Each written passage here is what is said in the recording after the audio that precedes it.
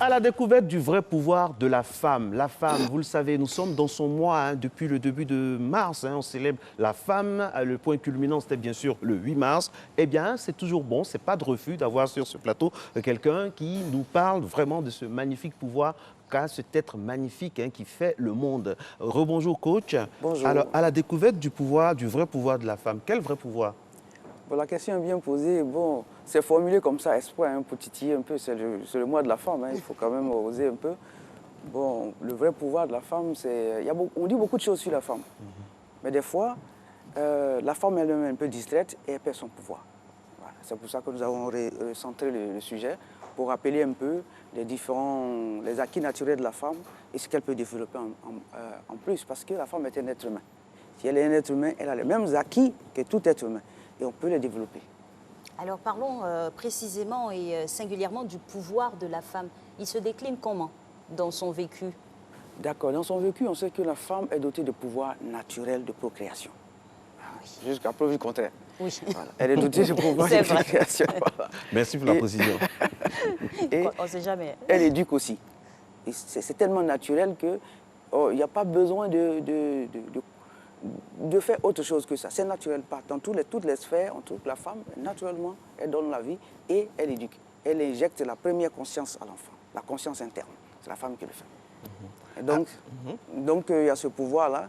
Et il y a le pouvoir aussi, la femme a le pouvoir d'influence. On dit l'homme agit, la femme influence. Et donc, la femme doit être consciente de ça et pour ne pas abuser ou de ne pas être en deçà de ce qu'elle doit faire. Et chez nous aussi en Afrique, on a des mots comme ça, des phrases qui sont dans l'imagerie populaire. La nuit porte conseil. Quand on dit que la nuit porte conseil, c'est par rapport à la femme, au rôle qu'elle joue. Quand l'homme déchargé de ses pouvoirs, ses super pouvoirs, entre guillemets, vient le soir, il n'a d'autre moyen que de se confier à sa femme. Absolument, parce que la femme a l'intuition féminine. C'est un pouvoir naturel que Dieu donne à la femme, elle sent certaines choses. Et donc, le sujet aussi va poser la question de la femme est mère et femme aussi. Et donc, comme il est dit aussi que l'homme est le temps, la femme est l'espace. Tout ça, c'est des choses qu'on doit développer pour que la femme sache que son pouvoir n'est pas... Parce qu'on a tendance à croire que la femme est négligée, que la femme est... On a tendance à croire ceci, alors que le pouvoir qui lui est dévolu est un pouvoir naturel tellement puissant que s'il est bien fait, il peut contribuer à la cohésion, au renforcement et à l'influence même de la société. Exactement. Et parler de vrai pouvoir, pourquoi? Est-ce qu'il y a un faux pouvoir? Oui, la question est bien posée parce que la plupart du temps, on voit la réputation de la femme un peu souillée. Pourquoi? Parce que des fois, elle-même, elle s'est trompée. Il y a une confusion. Aujourd'hui, tout le monde veut paraître... il y a pas mal de choses, je ne vais pas rentrer dans ce débat-là, mais la femme se dévalue elle aussi parce qu'elle veut faire comme l'homme. Elle n'a pas à faire comme l'homme. Les parties sont bien partagées, comme il est dit. Le pouvoir naturel va avec un certain type de discipline aussi. L'homme agit, la femme influence. Et donc, dans cette influence, ce sont des polarités qui se neutralisent. Mais la femme doit rester constante. Par exemple, gérer son corps d'une certaine manière, gérer sa vie d'une certaine manière. La femme ne doit pas courir comme l'homme court. La femme doit concentrer son pouvoir en elle-même. Regardez, pourquoi la virginité est si recherchée? Parce que la femme qui est vierge, elle détient un pouvoir en elle qui fait que c'est sacré. Donc, la femme doit continuer de conserver ça dans sa vie. C'est-à-dire que la retenue à l'intérieur d'elle, c'est densifier pour cultiver, pour améliorer cette intuition féminine qu'elle a. Alors, Néfer Banti, quid des femmes qui ont une nature plurielle? Parce que la femme, à la vérité, c'est la nature plurielle. Mère, femme, épouse, amie, reine-mère. La femme traverse le temps, traverse les époques et elle est plurielle de nature. Absolument. Et de plus en plus plurielle. Pourquoi? Parce que, et c'est là que notre domaine de coaching en bien-être va intervenir. Toutes ces dimensions de la femme, elle a une culture de base, elle va à l'école, elle est mère, elle est femme. Toutes ces choses, il faut qu'elle puisse fédérer tout ça. Il faut qu'elle puisse avoir une discipline qui lui permette d'être à l'aise avec ça. Sinon, son bien-être et le bien-être de son entourage est compromis. Donc le sujet, en fait, c'est l'un des points forts du sujet. Ça. Justement, dans quelle mesure la femme peut-elle être heureuse avec tous ces agrégats-là? Bon, de plus en plus, les influences sont telles que, on parle de la femme spécifiquement parce que ce sont moi, mais c'est un peu général à tous les êtres humains. De plus en plus, il y a tellement d'influence. Vous voyez l'Internet, voilà, la science va, il est dit. Si l'homme ne se développe pas, il s'assujettit à ce qu'il crée.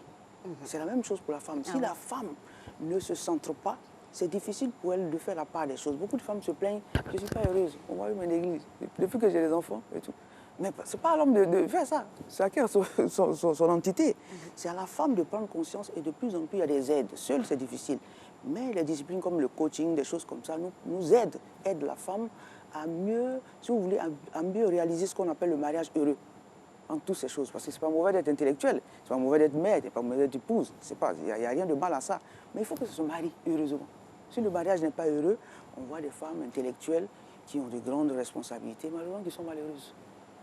Et ça, ce n'est pas intéressant. Il y a de nouvelles disciplines, un peu comme on a vu tout à l'heure en éducation parentale, il y a des nouvelles disciplines, des interlocuteurs, comme des coachs avec qui on peut rebondir un peu pour nous aider à fédérer. Parce que l'être humain, j'ai précisé que la femme est un être humain, parce que l'être humain suppose des dispositions à l'intérieur de nous qui font que nous ne sommes pas ce que nous paraissons seulement. Il y a des choses, des domaines cachés qu'on appelle la pensée. Dieu a créé comme ça. C'est caché, c'est discret. Donc il faut intervenir là-bas pour rassembler tout ça et avoir un point de vue sur nous, faire ce qu'on appelle la synthèse de nous-mêmes. À partir de la synthèse, l'homme compose, nous composons avec la synthèse. L'homme compose de la synthèse de la femme. Alors coach, on dit que la femme est l'avenir de l'homme. Pourquoi, comment? Et puis, c'est vrai ou faux?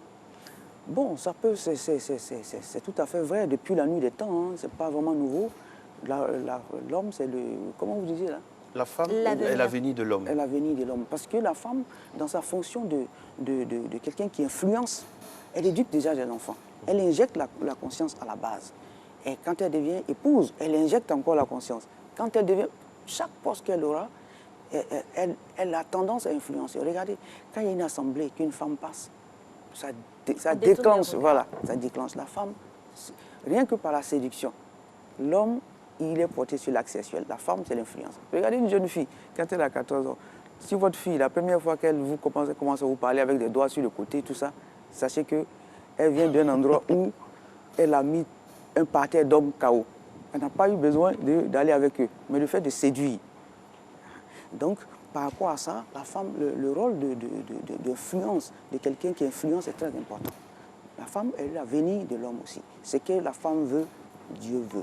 Ce qu'elle injecte, la conscience interne. C'est la femme qui éduque l'enfant. Oui, non, oui, non. Donc si elle-même, elle n'est pas heureuse, vous voyez, elle passe aux enfants. Et ainsi de suite. Le cycle, nous répétons le cycle passé. Les consciences passées se répètent dans l'avenir. Donc si la femme est heureuse, et quand je dis heureuse, il y a tout un développement autour, il faut bien comprendre. Si elle est heureuse, alors on a des chances d'influencer le monde, l'avenir de l'homme. Justement, comment elle fait pour se retrouver au milieu de toutes ces choses-là, pour être heureuse avec les personnes aussi qu'elle doit rendre heureuses? Parce que là, ça devient un don de soi. Un don de soi, c'est vrai. Avant que ce soit externe, il faut que la femme ait des disciplines internes. Vous voyez, nous avons 24 heures dans la journée. Le matin, nous nous levons, qu'est-ce que nous faisons? La journée, qu'est-ce que nous faisons? Entre midi et 2, qu'est-ce que nous faisons? Le soir, avant de dormir, qu'est-ce que nous faisons? Nous devons nous influencer nous-mêmes. À partir d'une guidance, on s'influence pour rester en contact, rester connecté à notre propre synthèse. Si on s'éloigne de notre synthèse, nous allons en disperser dans nos actions. Okay. Donc la femme a un besoin. Merci beaucoup. Et c'est une femme posée qui parle comme ça, ça fait du bien et ça touche. Matin Bonheur se poursuit, ça passe tellement